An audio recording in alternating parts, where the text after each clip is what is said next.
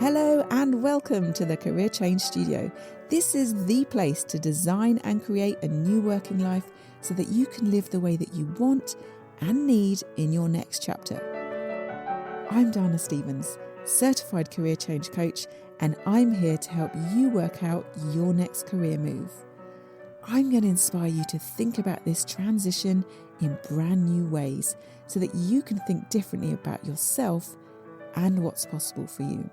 You'll also learn how to build up your belief and self-confidence so that you can finally start taking action. This is about so much more than just getting another job. This is about changing the way you live your life for the better. Hello and welcome. So what you'll probably notice is when you start thinking seriously about changing your career, your brain is going to offer you all the reasons why you shouldn't. Now, I just want to reassure you that this happens to pretty much everyone, and it's just what brains do. Your brains don't love change, right? It's actually hardwired to like efficiency, which mostly means doing things it's familiar with, habitual things, doing things it's done before, sticking with what it already knows how to navigate. So it's going to tell you that this is going to be hard, anything different, any change is going to be hard because it's going to assume that any change involves some sort of effort. And it can be really easy to believe that cautious, habitual voice in our head. But that doesn't mean that our brain is actually always telling the truth. And what if it is worth it? What if changing careers so that you can live in a way that genuinely fits you, that makes you happier and healthier and more like yourself again, is completely worth whatever effort it takes to get there? That is what today's episode is about. Is changing careers worth it? Now, spoiler alert, as a career change coach, it will come as no surprise to you that I think the answer is yes, 100 times yes, maybe 1,000% yes. But what I actually want to help you with today is to answer that question for yourself, because the only opinion that really matters here is yours. Your brain might already be saying, well, I don't know, how would I even know that? And you can start by asking the right questions. Why would changing careers really be worth it for you personally? What do you actually want and need that's different from the way you're living and working now? What are you not getting right now? And, importantly, could you genuinely stay exactly where you are now for the next 20 or 25 years? If you stay, what's the impact going to be? And I have actually talked in other episodes about what staying stuck might cost you, the impact it might have on your mental health, your physical health, even your confidence. But today I want to flip that around and look at what you stand to gain, because honestly, it's a lot, right? You gain a lot. You can gain so much by making changes. And before we get into that, I just want to remind you of something I've said before on the podcast, but I'm going to say it again. You don't need to know how you're going to do this yet. You don't need to know how you're going to change careers yet. If you're waiting until you have a clear plan, a specific job title, a step-by-step route mapped out before you even let yourself consider whether change is worth it, you've got the order backwards, right? The how comes later. What comes first is the why. And then making sure it feels worth it for you. Because once you know it's worth it, the how becomes a problem that you're motivated to solve rather than a reason to stop before you've even started. So that's where we're going today. Not the how, but the worth it question. Every single person's reasons for wanting to change careers are different. And that's as it should be, okay? Every single one is valid. It does not have to be about following a passion. I actually did a whole separate podcast about that because I get asked that a lot. You can go back and listen to episode 33 if that's something that you're getting stuck with. But it's okay if your reason is financial. Maybe you want more money. Simple as that. The ability to stop worrying every month, to say yes to things without working out if you can afford it first, to feel some real security under your feet. That's a great reason to change careers. Or you might want to feel more fulfilled. That might be it for you, to use more of what you're actually capable of rather than just a fraction of it. You might want to finish a working day with a sense of accomplishment that you did something that mattered rather than just survived it. Or you might have felt stagnant for so long that what you're really craving is to feel excited again, to look forward to going to work. Maybe it's about learning something new for you, to feel yourself growing rather than just repeating the same year, the same month over and over again. You might want to feel proud when someone asks you what to do. I hear that a lot, people saying, I just want to feel proud. Imagine that if someone asks you about your job, instead of deflecting or changing the subject, you light up a bit and then you really want to tell them all about it. You might want to take something you love and weave it properly into your working life, or build something of your own entirely. Or maybe for you it's about flexibility.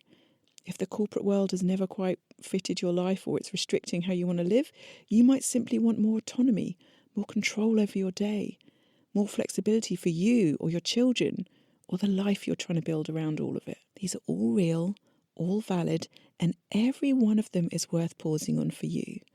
Because the more clearly you can name and understand the things you want in your life, the things you want more of in your life, the easier it becomes to answer whether changing careers is going to be worth it for you. And I want to actually do something with you now rather than just talk about it. I want to help you try and picture what a working day that you could really enjoy might be like. So take a minute if you can, and if it's safe to do so, wherever you're listening, you could let your shoulders drop, you could close your eyes if you want to. Obviously if you're driving or walking, don't do that, but just let yourself soften for a moment and just consider what things could be like in the future, right? On an ordinary working day, sometime in the future, after you've made this change, right? And maybe like, I don't know, a normal Tuesday. It doesn't have to be a holiday or a special occasion. And just think about this. What time would you ideally like to wake up? And how would you like to feel in the morning? Are you rested? Are you still tired? What's the first thing that you go and do? How does the morning go for you? Are you rushing around, or is there a certain pace to it? And I want you to picture yourself getting ready for the day. What are you wearing? Where are you going? If anywhere, maybe you're not going anywhere. Now, even though you might not know what you're actually doing, maybe try and picture how you're working. Are you doing something with your hands? Are you using your mind? Are you using your attention? Are you on a laptop? Are you outside? Who are you with? Or maybe you're on your own. What is the texture of your day? Are you feeling busy or calm? Is it fast or slow? And I really want you to notice as you picture all of this, how you feel. Not what you're doing exactly, because that's probably going to be a bit fuzzy for you at the moment, but the feeling underneath it. Are you feeling lighter, calmer, more like yourself? Now picture the end of that day. How do you feel as you finish? What is waiting for you afterwards? Are you exhausted in a way that you might be now these days? Or are you tired in a different way, a more satisfied way? Or are you feeling energized? What do you do with your evening? Now just sit with that image for a moment. The whole shape of that day, not the job title, not the logistics, just the feeling of it. Now for some of you, that might have been easy. The picture might have come quickly and quite clearly, but for others, it might have felt very difficult. Maybe nothing came up for you. Maybe a voice immediately jumped in and said, this is silly, or this is not realistic, or I don't even know what I'm imagining. So don't panic if that was you, right? Both of these experiences are completely normal. And if a picture came easily, that's useful information. Hold on to it. And if it didn't, that is fine too. Visualizing is a skill like any other, and it does get easier each time you practice it. And maybe you've never allowed yourself to kind of daydream like this and imagine how things could be. And the point is not to get it perfect on the first try. The point is to start giving yourself permission to go there at all. Because our natural instinct, especially as grown-ups, right, is to like shut down any of this type of daydreaming, to say it's not realistic, it would never happen, before the daydream has even had a chance to fully form. But if you do that all the time, you'll never be able to connect with what you might really want. You just keep recycling the same small, safe, familiar pictures you already have, rather than just letting your brain go and seeing what happens. So if you noticed yourself doing that just now, well, that's worth noticing, right? And next time, just see if you can let the picture stay a few seconds longer before you shut it down. So I just want to tell you a little bit how this type of thing actually really worked for me, because it didn't just start with a job title either for me when I was thinking of changing careers. When I was working in strategy at an advertising agency, before I had any idea what I was going to do next, right, I started spending more and more time daydreaming, just letting myself imagine a future that felt different to my corporate job. At first it was vague, this general sense of freedom, more control over my own time, nothing specific. But every time I let myself sit in that feeling, even briefly, I kept arriving at the same thought: this feels worth it. And gradually the picture got more specific.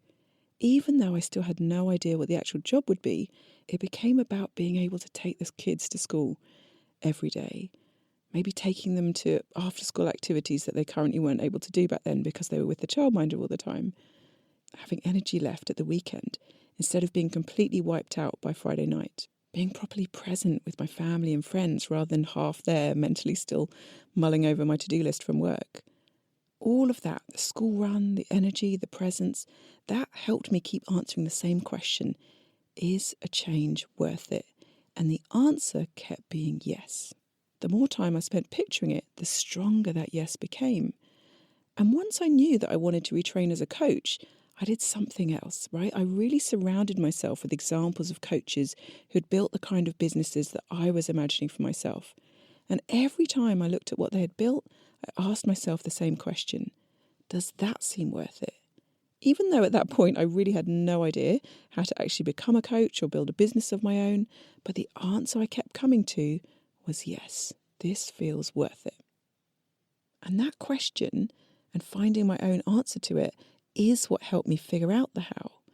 At almost every stage of changing my career, I did not know exactly how I was going to keep moving forward.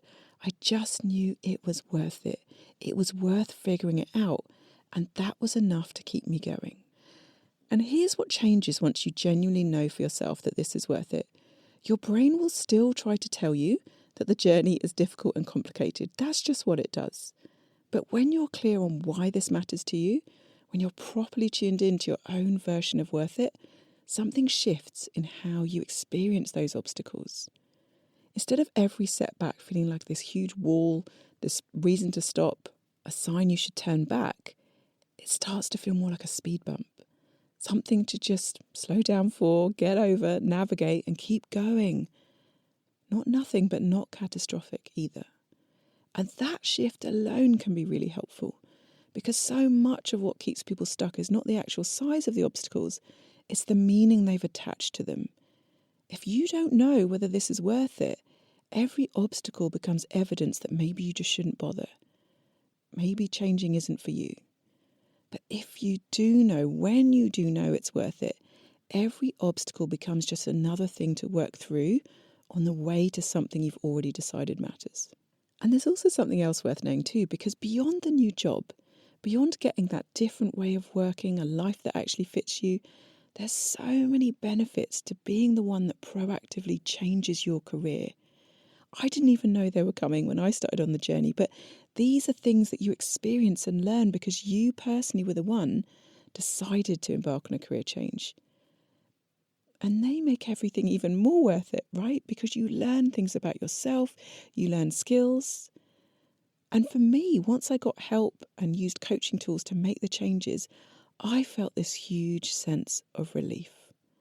And that is one of the things my clients tell me they experience when we start working together.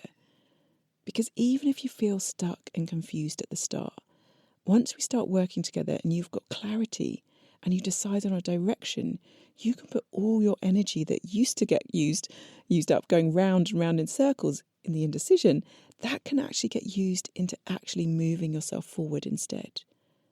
And that gives you mental freedom. That means you can get rid of that constant background hum of decision fatigue and choice noise, right? The should I, shouldn't I? And in its place, there's a clear direction and a path to follow. And for some women I work with, that's the first time. Maybe they've never had that before. Maybe they've never consciously, proactively decided which direction their career is going to go in. Maybe they've just fell into things or were carried along. So that sense of direction that you personally have decided on, that is worth it as well, right? And you will start to think and feel differently about yourself. You build real belief that you can do this. Now, for you, that might feel far away at the moment, but that is what we work together on, right? When I'm coaching people, that's what I help you do, building up that self-belief. And I want you to just pause for a moment and think how amazing that would be, how different you would feel if you actually believed that you could do this. You could make the changes you want. I can help you create that belief. And when you have it, you've got that. Not just for this career change moment, but beyond. You will learn how to handle uncertainty, face into fear and be okay. Learn how to trust yourself. And that is as worth it as any new job is. And when you get into that momentum, taking action for yourself, you'll feel so energized, right? For most people, they tell me that this next stage, when they're in it and they've decided what they're doing, they have this relief and excitement and this momentum, and they feel like they're in a whole new chapter for themselves. And they're excited again. And that is worth it as well. So I want to leave you with that same question that I started with. Is changing careers worth it? Not for anyone else, not in general, but for you specifically. Is changing careers worth it for you? You don't need to know the how yet. You don't need a job title or a plan. You just need to be honest with yourself about what you actually want and let yourself begin to picture it and ask whether it feels worth moving towards. Even if the answer is yes, even a small, quiet, uncertain yes, that is enough to start with. Now, even if you don't believe that you can do it yet, that's enough to work with too, right? That's where I come in. If you want help turning that yes into an actual plan, if you want help turning that tiny bit of belief into proper, fully fledged belief that's going to drive you forwards, come and have a free consultation with me. The link, as ever, is in the show notes. I hope this has got you thinking this week. Thank you so much for listening. I'll see you next week. Bye for now.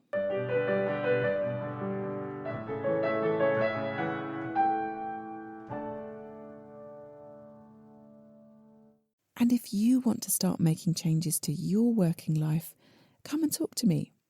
You can book a free consultation with me where we'll talk about your personal situation, what's really holding you back, and what you can do differently to start making changes. I'll let you know what type of career change coaching is going to help you, and you can ask me any questions about your personal situation or about my proven process, the Life First Career Method, a method that helps people like you change your career so that you can change your life. Just visit my website, danastevens.com. That's DANASTEVENS.com, and click on the link to book a consultation. Or you can find the link in the show notes.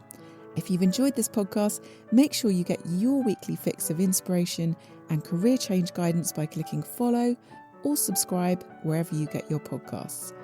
And if you'd like to rate and review the podcast, that would really help me get this in front of people who also might be feeling stuck and lost. So I'd really appreciate your help.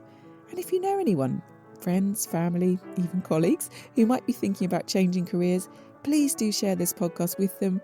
You might just be the person that helps them change their lives for the better.